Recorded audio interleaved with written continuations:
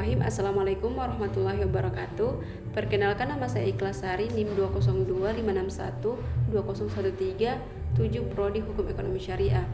Jadi di sini saya akan mencoba menganalisis 3 kasus yang diangkat dalam mata kuliah hukum pidana sebagai salah satu syarat memenuhi tugas ujian tengah semester. Langsung saja kasus pertama. Hari menjelang pagi, Aziz dan Ahmad ini hendak meninggalkan tempat tongkrongannya menuju ke rumahnya dengan berboncengan sepeda motor. Yang mengendarai motor adalah Aziz, sedangkan yang dibonceng adalah Ahmad.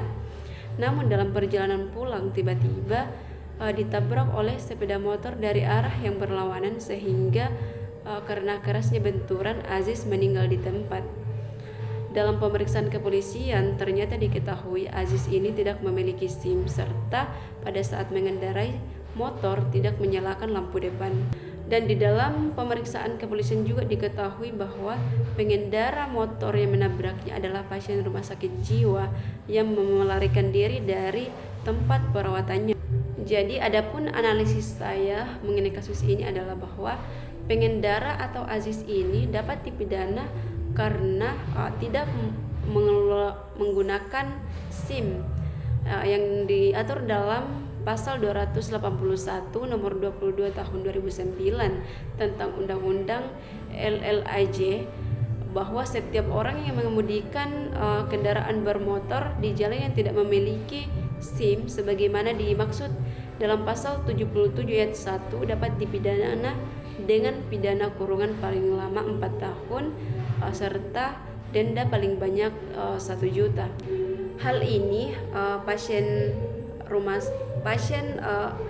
sakit jiwa ini pun dapat diperiksa dengan alasan apakah memang betul-betul gila atau ada kemungkinan akan sembuh dalam waktu yang dekat, atau memang sama sekali tidak memiliki kesadaran.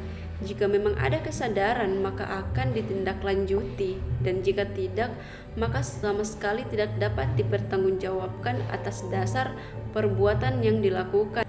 Karena dalam pasal 44 ayat 1 yang berbunyi, orang yang tidak waras atau gila tidak dapat dimintai pertanggungjawaban pidana karena keadaan psikis dari tersangkalah yang menyebabkan tersangka seperti yang dirumuskan dalam pasal 44 ayat 1 KUHP atau tidak dapat dipidana. Selanjutnya kasus kedua, yaitu A menusuk P dengan sebuah pisau karena merasa jengkel dengan si P. Kemudian si P itu berlari menyelamatkan diri, namun tiba-tiba si P ditabrak oleh si B. Kemudian si P ini dilarikan ke rumah sakit. Tiba di rumah sakit, dokter jaga sedang melakukan tindakan medis kepada pasien lainnya, sehingga si P hanya dirawat seadanya oleh seorang perawat. Namun si P mengalami pendarahan yang hebat sehingga menyebabkan kematian. Jadi perlu kita ketahui bahwa si A ini dapat dikenai tindak pidana atas dasar adanya percobaan pembunuhan pembunuhan terhadap si P yang diatur dalam pasal 340. Kemudian kasus si B juga dapat dipidana karena kelalaiannya dalam berkendara yang mengakibatkan korban luka parah dalam pasal 229 ayat 4. Setiap orang yang mengemudikan kendaraan yang karena kelalaiannya mengakibatkan kecelakaan lalu lintas dengan korban luka berat, maka dapat dipidana dengan penjara paling lama 5 tahun serta denda paling banyak 10 juta rupiah. Namun menurut saya yang paling dekat dalam kasus ini adalah pihak rumah sakit, karena kelalaiannya menyebabkan kematian pasien, sehingga tenaga medis ini bisa juga diancam dalam pidana kelalaian yang menyebabkan kematian dalam pasal 359 KUHP, bahwa barang siapa yang karena kesalahannya atau kealpaannya menyebabkan matinya orang, maka dihukum penjara selama 5 tahun atau kurungan selama 1 tahun. Mengapa saya mengatakan itu adalah sebuah kelalaian? Karena ketika kita berpikir secara logika bahwa ini adalah rumah sakit yang besar. Rumah sakit yang besar, otomatis rumah sakit ini memiliki banyak dokter. Nah, apakah memang dalam menangani kasus ini hanya satu dokter yang menangani?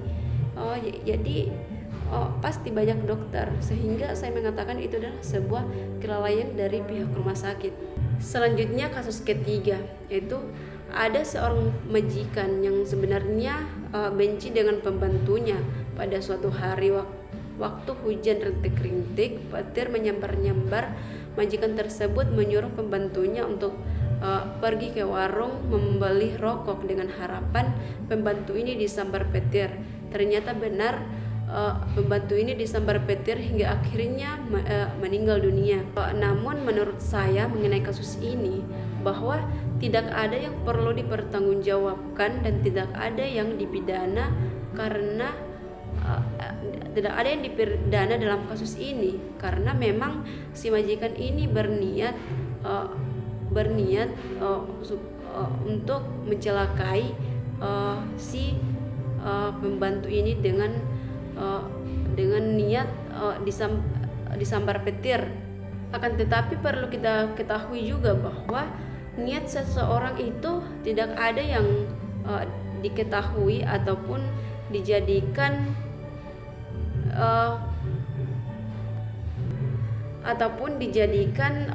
barang bukti dalam melakukan tindak pidana, karena pada dasarnya bahwa niat seseorang itu tidak ada yang tahu kecuali dirinya dan Tuhannya.